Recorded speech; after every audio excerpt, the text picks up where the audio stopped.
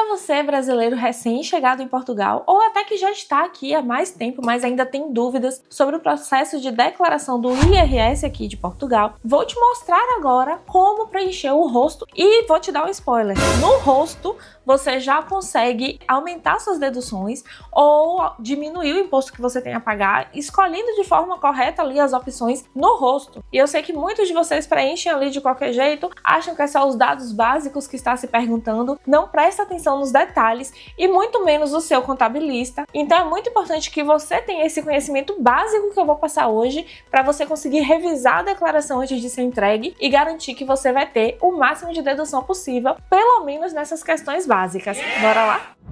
Olá, eu sou a Cíntia, aqui é o canal da Contadora do Imigrante e se você é brasileiro e está vivendo em Portugal, chegou no lugar certo. Hoje nós vamos começar o processo de emissão da sua declaração de imposto de renda Portugal. Então já se inscreve aqui no canal e ativa o sininho para não perder os próximos vídeos dos próximos anexos, que eu vou trazer tudo bastante detalhado para você, todas as informações básicas que você precisa saber para garantir o máximo de deduções ou o pagamento mínimo do imposto. Então vamos já aqui para nossa tela. Esse aqui é o site das finanças. E quem é que declara imposto de renda em Portugal? Quem tem rendimentos em Portugal ou quem é residente fiscal em Portugal? E o que é que eu quero dizer com isso? Se, por exemplo, você vive no Brasil, mas tem um apartamento em Portugal, você tem rendimentos em Portugal. Mesmo não sendo residente fiscal, você precisa integrar a declaração de imposto de renda a Portugal. Ao contrário do Brasil, que você deixa um procurador lá e esse procurador é que vai emitir a DARF e efetuar o pagamento por você, aqui em Portugal você tem a obrigatoriedade de declarar o imposto de renda para declarar e pagar o imposto sobre os rendimentos que você obteve aqui, mesmo se você não for residente fiscal. Quem declara em Portugal também é quem caiu em alguma das situações de obrigatoriedade de declarar o imposto de renda aqui. Então vamos voltar aqui para a tela e aqui a gente vem iniciar a sessão.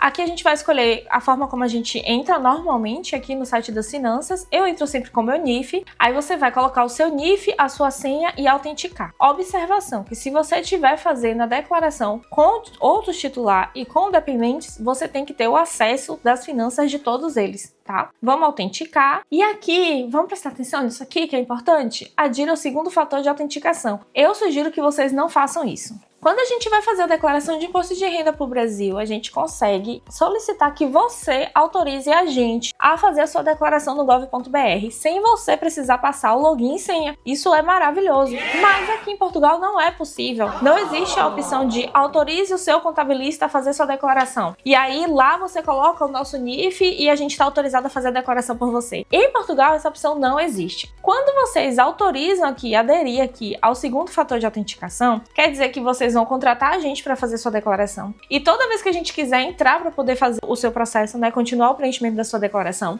você vai receber um SMS no seu celular com o código que precisa ser colocado para autenticar. O problema é que, devido ao volume muito grande de declarações que a gente tem para fazer, muitas vezes a gente está preenchendo a sua declaração 1h da manhã. Muitas vezes a gente está preenchendo sua declaração domingo. E aí a gente tem que ficar ligando para vocês para poder dizer, me passa o código.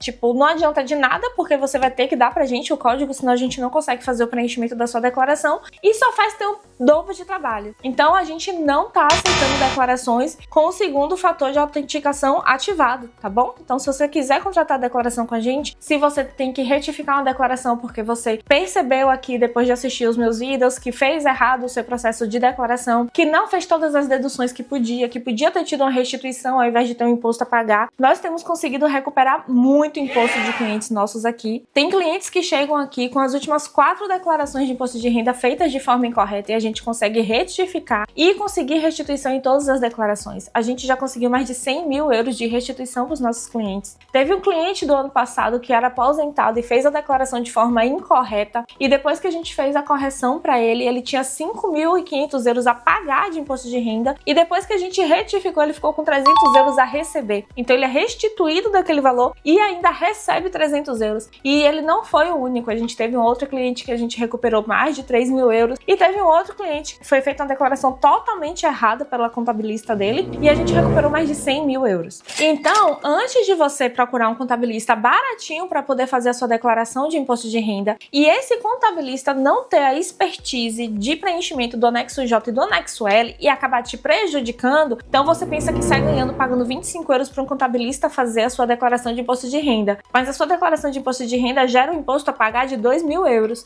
enquanto que se você fizer com a gente, você vai pagar 300 euros para fazer sua declaração de imposto de renda, mas você vai ter uma restituição de 800 euros. Então você pensa que está perdendo, né, ao pagar um profissional qualificado para fazer a sua declaração, mas na verdade você está ganhando e muito. Então muitos clientes que perceberam isso começaram a vir procurar a gente e a gente não consegue fazer sua declaração se tiver o segundo fator de autenticação validado. Se você aderir a isso, a gente vai te mandar um PDF mostrando como você deve fazer o cancelamento disso e só depois é que nós vamos conseguir seguir com o processo de emissão da sua declaração, tá bom? Então, quando você entrar aqui, você vem em continuar login, não vem em aderir. E chegamos na nossa tela da T-Finanças e aqui a gente tem algumas coisas importantes que eu gostaria de falar com você antes mesmo da gente começar o processo de emissão da declaração. O primeiro é o e-balcão. E-balcão é a forma que você tem de entrar em contato com as finanças. Então aqui, ó, atendimento e-balcão, aceder, e você vem aqui e consegue tudo isso aqui, ó, é problema de vocês que eu vou consultando as finanças para tentar resolver com eles. Aqui, pedidos de informação e esclarecimento, você vem aqui registrar nova questão, escolher a área, então pode ser qualquer uma dessas áreas, então vamos dizer que é o IRS. O tipo de questão aqui, por exemplo, incentivos fiscais, faturas e recibos, agregados familiares e residência fiscal. E aí você escolhe a questão aqui, alteração de morada, por exemplo, quando você quer alterar a morada de forma retroativa, para poder não ter que pagar imposto como não residente, residência parcial, RNH, residente não habitual, tudo isso aqui. Então, se você tem dúvida sobre qualquer uma dessas informações, você pode vir aqui e perguntar às finanças. Unido de fato, aí você coloca aqui assunto, dúvida sobre o que é unido de fato. E aí você coloca, eu vivo com minha esposa, com meu esposo, com não sei quem, durante tanto tempo, ou então, eu tenho uma união estável, mas a gente não vive no mesmo imóvel, eu posso considerar que nós temos união estável e fazer a declaração conjunta. Tudo isso aqui você pode perguntar às finanças e eles vão te dar o retorno. Quando você receber esse retorno das finanças, você vai salvar em PDF e nunca mais vai apagar, porque se lá na frente acontecer algum problema, você vai ter dizendo, olha, eu perguntei às finanças e eles que me disseram que era para fazer assim. Então é muito importante você guardar toda essa documentação de consulta, tá? Voltando, o que é que a gente quer fazer? A gente vai voltar aqui para a página inicial e a gente quer o IRS. Então vamos aqui em ACD, IRS automático ou modelo 3, tá? Então aqui, ó, entrega da declaração. Entrega aqui a sua declaração de IRS. Observação importante que eu tenho a fazer para vocês sobre essa questão do preenchimento da declaração. Ela não salva, tá? Você não tem como hoje preencher aqui comigo o rosto e o anexo A e salvar. E aí semana que vem vir aqui comigo e preencher o anexo B e o anexo H. Não tem como. Você precisa mesmo ir fazendo a declaração toda de uma vez. Se você fechar o portal, apagou-se a sua declaração, você tem que começar tudo de novo, tá bom? Então vamos lá, assistente de preenchimento. A gente tem a opção de obter uma declaração pré-preenchida, leitura de uma declaração previamente gravada no ficheiro, a obtenção da última declaração submetida, né? A mesma coisa do Brasil, quando a gente escolhe começar a declaração com os dados da declaração anterior, e uma declaração vazia. Eu sempre dou a orientação de começar a declaração com a declaração pré-preenchida. Então, a declaração pré-preenchida de Portugal já é feita há muitos anos. Quando a gente vem aqui, ela tá toda preenchidinha, direitinha, a gente consegue ver o que aqui as finanças já sabem sobre a gente. Não vai ter tudo se você tiver atividade aberta, se você tiver empresa, não vai ter tudo aqui, você vai ter que preencher bastante coisa também. Mas se você for assalariado, né, que aqui é a contratos, você já vai ter todas as informações aqui. Você também já vai ter todas as informações aqui se suas contas forem todas com IBAN português, né? Então, mesmo que você tenha conta de investimento, por exemplo, na XTB, que é em IBAN português, na Revolut, que agora tem IBAN português. Se você tiver investimento nessas contas, a corretora já passou todas as informações para as finanças. Você não precisa ficar se preocupando em ir lá e declarar individualmente, porque já vai estar tudo aqui. Agora, se você tem uma Trade 212, uma N26, umas contas fora do IBAN português, aí você também vai precisar manualmente preencher essas informações na sua declaração. Aqui eu vou começar com a pré-preenchida. Por favor, indique ano dos rendimentos, então é 2025, e o NIF do sujeito passivo é o meu NIF. A opção pela tributação conjunta dos rendimentos, ele já pergunta aqui, olha só, vamos aqui na interrogaçãozinha para poder ver o que isso quer dizer. Então, resumindo isso aqui tá dizendo que, havendo casamento ou união de fato, cada um dos cônjuges pode escolher entregar conjunta. Quando é que você entrega conjunta? Se você entregar conjunta, você está entregando uma declaração só para os dois cônjuges, né, e para os dependentes. Se você opta pela tributação individual, pela declaração individual, cada um vai declarar separadamente, cada um vai fazer a sua declaração. Então aqui você opta. Você pode começar e optar pela declaração conjunta e fazer a simulação, né, para poder ver, olha, se eu fizer sozinho, minha restituição é essa. Se eu fizer em conjunto, a minha restituição é essa. Só que você vai ter que fazer, apagar, fazer, apagar, fazer, apagar. Não tem como você fazer isso e ir salvando as opções, né? Que nem a gente consegue fazer no aplicativo da Receita Federal, por exemplo, né? A gente consegue baixar o aplicativo no computador e ir fazendo as simulações. Não dá para fazer isso aqui. Então, ou você entende bem profundamente das simulações, de fazer as simulações, né? Então, a gente já tem aqui pronto vários Excel e a gente vai colocando lá as informações dos valores e esses documentos que já tem todas as fórmulas, eles vão dizendo pra gente quanto é que a gente vai ter de restituição em cada um dos cálculos. Então a gente consegue dizer para você sem precisar ficar fazendo isso, de entrega, apaga, finge que entrega, apaga, faz rascunho, e a gente consegue dizer para vocês, mas vocês não têm essa opção, vocês têm mesmo que ficar testando e apagando, testando e apagando. Mas uma coisa é que se você incluir anexo J e anexo L na sua declaração, você também não consegue ter a simulação. Se você quiser ter a simulação do imposto a pagar sobre seus rendimentos em Portugal, você faz a simulação ali com o cônjuge e sem o cônjuge, apagou, então viu o cálculo que deu ali, deu um print na tela, e inclui o anexo J e o anexo L. Depois de decidir se vai fazer em conjunto ou separado, porque incluir o anexo J e o anexo L, você já não tem mais o valor da simulação do imposto de renda, tá bom? Então vamos aqui fechar. Opta pela tributação conjunta? Não vou optar pela tributação conjunta, não. Senão vai ter muita informação aqui nessa declaração e a gente não quer isso. Aí aqui ele dá uma confirmação, olha, dados da declaração, e aí a sua declaração foi pré-preenchida com os elementos fornecidos pela entidade pagadora e ou pelo próprio. Então pode ter sido pela empresa onde eu trabalho ou por mim mesma. No caso de verificar alguma incorreção, é de minha responsabilidade proceder à respectiva correção, acrescentar, alterar ou eliminar. É a mesma coisa da declaração de imposto de renda Brasil, né? Quando a gente vê lá alguma alteração, às vezes vem uns rendimentos de 2 anos atrás, às vezes vem umas contas que nem tá mais aberta, nem existe mais, a gente vai lá e sai excluindo, ou então sai ajustando os valores. Nesse caso aqui vai vir o meu salário, porque eu tenho uma empresa aqui em Portugal, né? Então a contadora do imigrante é uma empresa sediada aqui em Portugal e eu sou a gerente dessa empresa. Então o meu salário já deve aparecer aqui nessa declaração pré-preenchida, porque a entidade pagadora, que é a contadora do imigrante, que me paga como gerente, deve ter informado, né, ao fazer a emissão da documentação mensal de pagamento de salário, de IRC e de segurança social, para já estar aqui todas as informações. Então vamos lá, vamos preencher o nosso rosto. Aqui no rosto tem todas as informações que você precisa saber para poder preencher o rosto de forma básica, mas informações um pouquinho mais aprofundadas eu vou te dar agora. Vamos lá. Então aqui tem o início, né, com os alertas e as informações, e vamos já aqui para o número 1, serviço de finança da área do domicílio fiscal do sujeito passivo. Esse código aqui já vem preenchido. Quando você muda de endereço, você tem 90 dias para ir nas finanças atualizar seu endereço, não é? Senão você paga multa. Quando você vai nas finanças e atualiza seu endereço, o seu código atualiza. Esse código não é federal, não é igual no Brasil, que a gente declara imposto de renda para a Receita Federal. A Receita Federal, que é a da União, que está lá em Brasília, ela processa as declarações do Brasil inteiro. Você não vai ter a sua declaração processada pela Receita Federal de Salvador, pela Receita Federal de Belo Horizonte. Isso não acontece.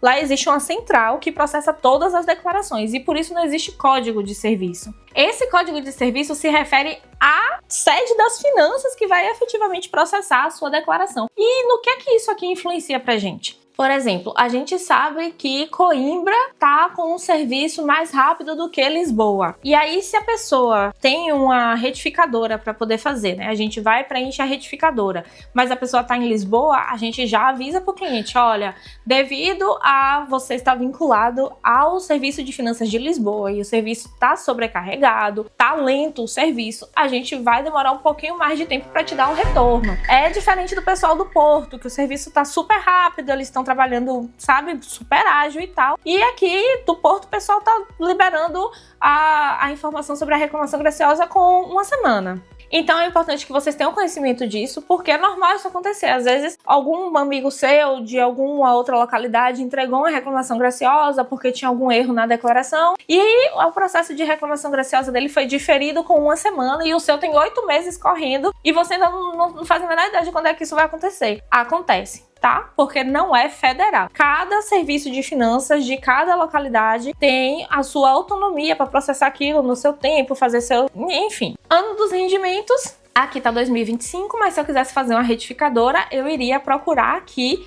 qual é a declaração que eu quero fazer, né? Então, eu quero retificar a declaração 2023. Então, eu vou procurar aqui 2024, que é referente a 2023, né? Então, agora a gente tá em 2026, a gente tá fazendo referente ao ano de 2025. O sujeito passivo, aí aqui tá o meu NIF preenchido. Se eu tivesse algum tipo de incapacidade, seria preenchido aqui o grau de incapacidade. E se preencheu no campo de incapacidade da coluna grau com valor inferior a 60%, indique se aquele grau resultou de processo de revisão ou reavaliação de incapacidade. É aquele negócio que a gente faz no INSS, né? Revisão de grau de incapacidade para poder gerar dedução do imposto de renda, para gerar benefícios sociais, é isso aqui. Então, você assinalou que sim, aí você vai preenchendo isso aqui com cuidado, tá? Se você tem algum grau de incapacidade, é importante ir preenchendo isso aqui com cuidado. Se você teve uma reavaliação do seu grau de incapacidade, ele pede aqui o anterior grau de incapacidade. Então, digamos que você antes tinha um grau de incapacidade de 30% e esse grau de 30% foi reconhecido no ano de 2000. E aí foi mudando. E tudo isso aqui você vai ter que ir atualizando. E aqui a gente vai para o número 4 e aqui, a partir daqui, eu acho que a coisa realmente começa a ficar interessante, tá? Estado civil do sujeito passivo. Você pode ser casado. Casado é casado e acabou a conversa. Você pode ser unido de fato, então mora mais de 2 anos. É uma forma de você comprovar que você é unido de fato. Mas você pode ser unido de fato mesmo se não viver juntos há mais de 2 anos. Então, pode ser que vocês já tivessem essa união porque têm filhos ou porque vocês casaram em outro lugar e aqui vocês não têm o casamento reconhecido ou qualquer coisa desse tipo e vivem em casas separadas. Ser unido de fato,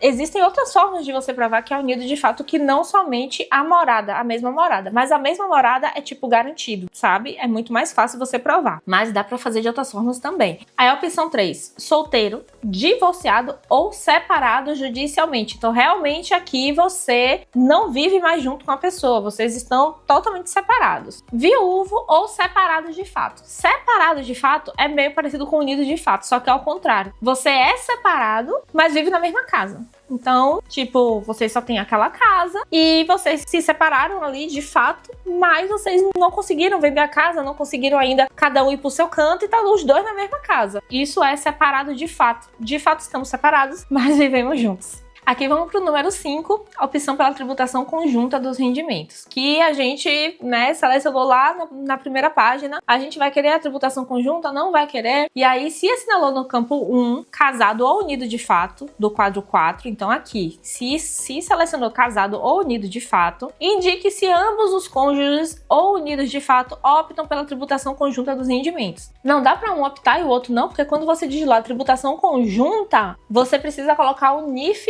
e a senha do seu cônjuge, da pessoa que vai estar ali dividindo o imposto com você. As finanças não deduz que você aceitou isso. Então não é que nem no Brasil, que às vezes as pessoas nem sabem que são dependentes de outras pessoas. Eu já atendi aqui, a pessoa diz assim, não, eu não faço declaração desde não sei quando. E quando a gente vai lá no histórico, tá lá, incluído como dependente, incluído como dependente. E isso não é possível aqui nas finanças, porque se você põe um dependente, você tem que colocar o NIF e a senha do seu dependente para que esteja validado que realmente aquele dependente é seu e ele está de acordo com isso. Então eu vou colocar aqui que não, né, que foi o que eu já escolhi lá no início. Então, se assinalou o campo 1, sim, identifique o sujeito passivo B. Olha só, tem que colocar o NIF do sujeito passivo B. Se ele tem algum grau de incapacidade, aí esse processo aqui vai vir igual ao do grau de incapacidade lá do sujeito passivo A. E aí tem, se assinalou o campo 4, viúvo do quadro 4 e ocorreu o óbito do cônjuge no ano a que a Receita respeita essa declaração, indique se opta pela tributação conjunta dos rendimentos. Então, se o seu cônjuge faleceu no ano de 2025, pode colocar aqui que sim ou que não. Ou você vai fazer a declaração conjunta com os rendimentos que o seu cônjuge teve até o momento do falecimento, ou você vai fazer a declaração dele separado. Mas Se faleceu no ano e teve rendimentos, é necessário fazer a declaração de imposto de renda. Aí, sociedade conjugal, óbito de um dos cônjuges no ano que respeita a declaração. Aí, o cônjuge falecido, NIF do cônjuge falecido. Primeiro você diz se você quer ou não a tributação conjunta e depois você coloca as informações do cônjuge e aí a gente vai para grau de incapacidade de novo e tudo isso que acaba sendo igual às outras informações, tá? Aí, vamos aqui para o agregado familiar. Você sabe que o agregado familiar é declarado separadamente e antecipadamente. Quando a gente chega aqui nesse momento, a gente já deve ter declarado o agregado e as finanças já sabem disso. Então, quando vem aqui e você já declarou o agregado, as informações do seu agregado já devem aparecer aqui.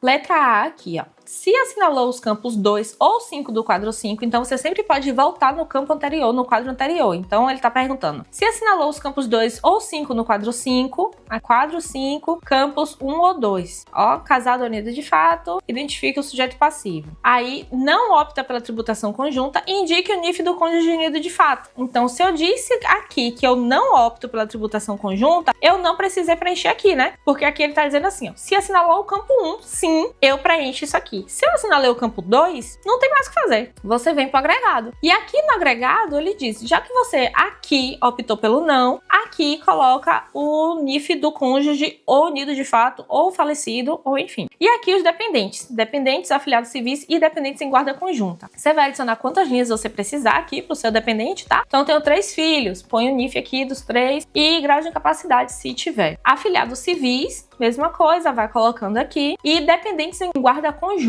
Então, se vocês optaram pela tributação individual, né, vai declarar separado, lá na hora de colocar o agregado familiar, vocês colocaram que vocês moram juntos, têm 3 filhos e tal, vai aparecer os filhos nas 2 declarações. E cada um vai ter 50% de desconto de abatimento de dependentes. Não é igual no Brasil, né? No Brasil a gente escolhe. Então, se a gente tem 2 filhos e vamos fazer a declaração separada, cada um pega um para poder ter a dedução lá correspondente. Aqui não, aqui as finanças acata 50% para cada. E no caso de dependente em guarda conjunta, é a mesma coisa. Se você não informar para as finanças, então, digamos que a gente tem a guarda conjunta, mas a guarda é 80% meu, 20% dele. E isso precisa estar informado antecipadamente. Na hora de você informar o seu agregado familiar, você já tem que informar isso. Porque senão o sistema também acata 50%, tá? A partilha de despesa. E não tem como alterar isso aqui, tá? Não dá opção, ó, tá vendo? Não dá para alterar esse 50%. É isso e acabou.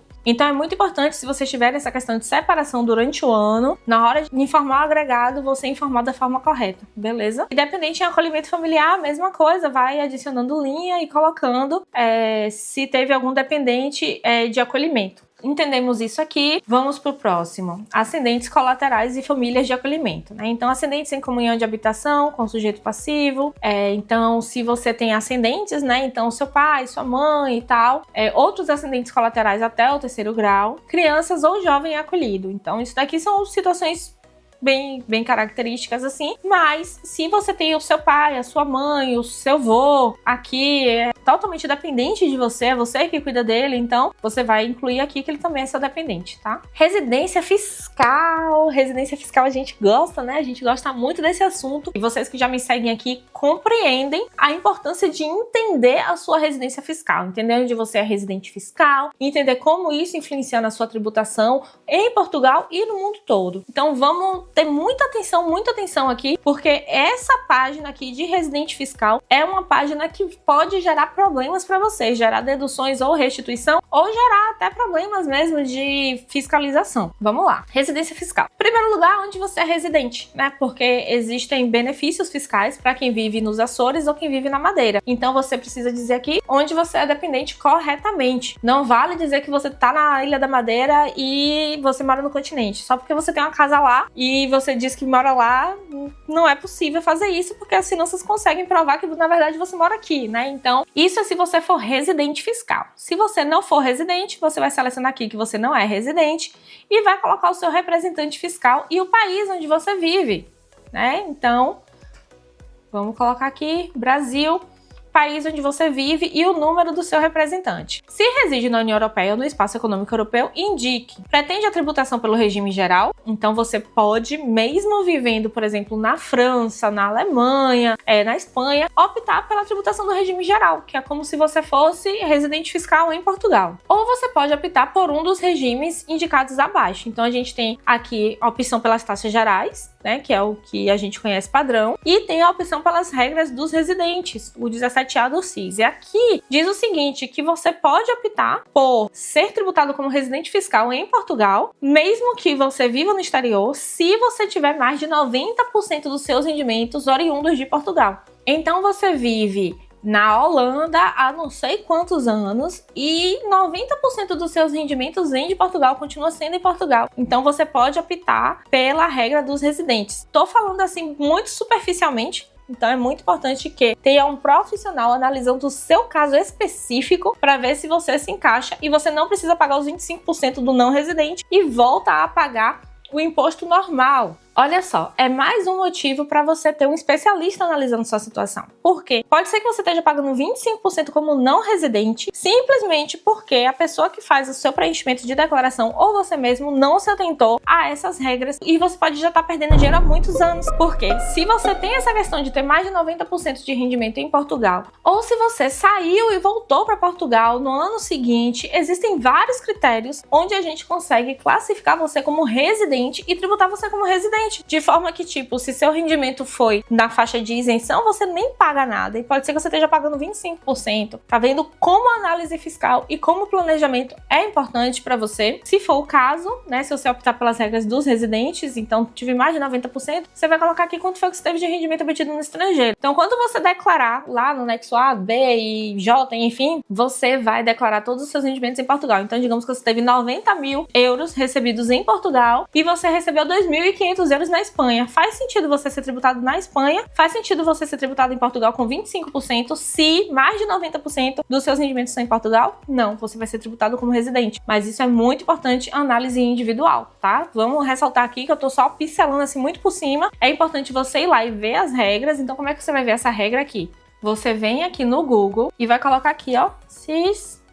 E aqui já na primeira opção que aparece são os códigos do imposto de renda. E aqui você vem, olha só, ali é o 17A. Aqui o 17A, regime opcional para os residentes no outro estado membro da União Europeia ou do Espaço Econômico Europeu, tá? Não é você que está no Brasil e tem 90% de rendimento em Portugal que pode se beneficiar disso, tá? Tem que estar aqui na União Europeia ou no Espaço Econômico Europeu. E aí você vem aqui e lê direitinho, olha só, eu estou trabalhando na França e eu posso me beneficiar disso porque mesmo trabalhando na França, eu também trabalho para Portugal e eu tenho uma empresa em Portugal e, na verdade, 90% dos meus rendimentos estão em Portugal. Pode ser que você esteja nessa situação de estar pagando imposto a mais sem necessidade. E aqui no C, residência fiscal parcial. Também é muito importante, né? Então, digamos que você chegou aqui em setembro de 2025. Setembro, outubro, novembro, dezembro. Pode ser que mesmo você já começando a trabalhar, você ainda fique isento. Mas pode ser bom para você já entregar a declaração de imposto de renda no primeiro ano. Porque para a AIMA, qualquer declaração de imposto de renda extra, qualquer prova extra de rendimentos em Portugal é muito interessante para o seu processo de obtenção do visto. Então pode ser interessante para você já sair entregando no primeiro ano que você chega. Se você abriu atividade, você não tem escolha. Abriu atividade em dezembro de 2025, tem que agora entregar a declaração. Cíntia, mas eu abri em dezembro, no dia 20 de dezembro, não emiti nenhuma nota, não tive nenhum faturamento, não interessa.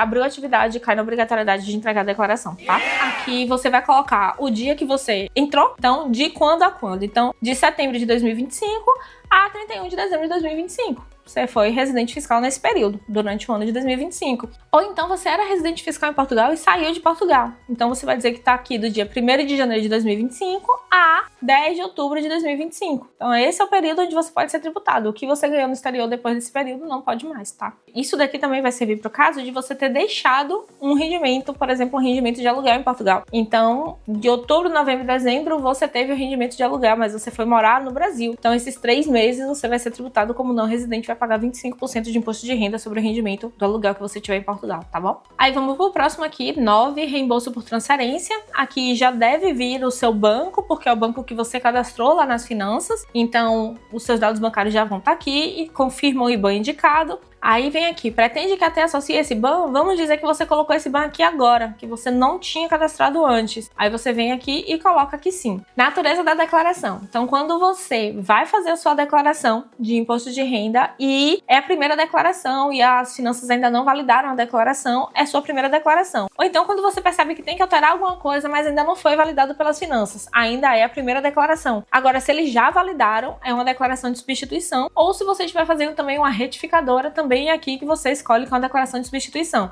Então, aqui no ano dos rendimentos, se você colocar 23, 24, vai ser uma declaração retificadora. Aí aqui você coloca que se trata de uma declaração de substituição, né? Você está retificando aquela declaração. Consignação do IRS. Eu já vi aqui alguns casos interessantes onde a pessoa escolhe fazer a consignação do IVA, mas não faz a consignação do IRS. Sendo que vamos entender isso aqui. Você vai colocar o NIF da instituição financeira para a qual você quer fazer a consignação. Então, nesse período, eu tô vendo muitas propagandas na TV dizendo conseguirem seu IRS para essa instituição. A instituição de cegos, instituição de imigrantes, instituição de algum tipo de deficiência, instituição infantil, instituição de doguinhos. As instituições começam a fazer essa propaganda para poder você ficar na mente, né? Escolher a sua instituição. É muito importante que você escolha essa instituição, que essa instituição faça sentido para você, porque quando você consigna o seu IRS, você não tá pagando nada por isso. Você tá só ajudando a instituição, sabe? É muito bom para a instituição receber essa sua doação e para você não vai custar absolutamente nada. Então faça isso sempre. Você vem aqui consultar entidades beneficiárias. Se a instituição que você quer beneficiar não estiver aqui, é porque ela não conseguiu atingir todos os requisitos para ter direito a esse benefício. Mas mesmo que a sua instituição não esteja aqui, escolha a instituição. Não deixe isso passar, tá? Porque senão vai ficar pro governo e ninguém vai ser beneficiado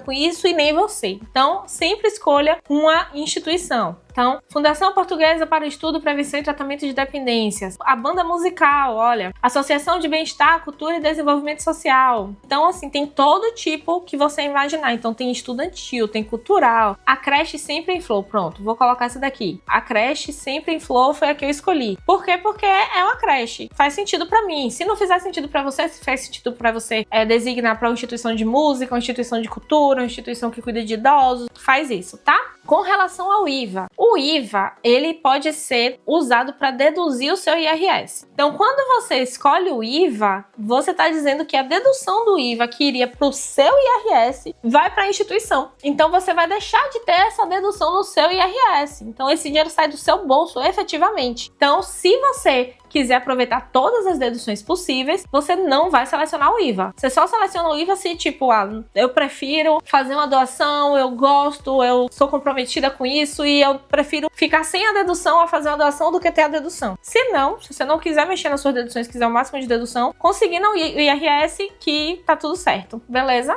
E aqui, prazos especiais, tem relação com rendimentos de anos anteriores. Então, eu tive um rendimento que chegou atrasado, digamos que você já tinha entregue a declaração de 2024 e depois você ganhou um processo e depois aconteceu alguma coisa relacionada ao ano. Então, o ano de 2024 fechou e eu entreguei a declaração. Aí, em abril de 2025, eu ganhei um processo referente ao ano de 2024. É um dinheiro que você ganhou e que você não declarou, né, no prazo. Então, isso aqui pode ser usado dessa forma e pode ser usado de várias outras formas também. Vai depender muito da análise da sua situação. É muito importante ressaltar novamente que você tenha um especialista fazendo isso com você, te acompanhando nesse processo ou fazendo para você. Se você quiser falar com a gente, nós temos especialistas, não sou eu que faço as declarações, tá? Então, se vocês contratarem aqui a declaração com a contadora do imigrante, não sou eu que vou estar lá preenchendo sua declaração, te atendendo. Eu tenho uma equipe de especialistas para isso. São contadores certificados que entendem muito mais do que eu desse processo de emissão de declaração. É com eles que vocês vão tratar, tá? Primeiro você vai tratar com a Maria Eduarda, que é a pessoa que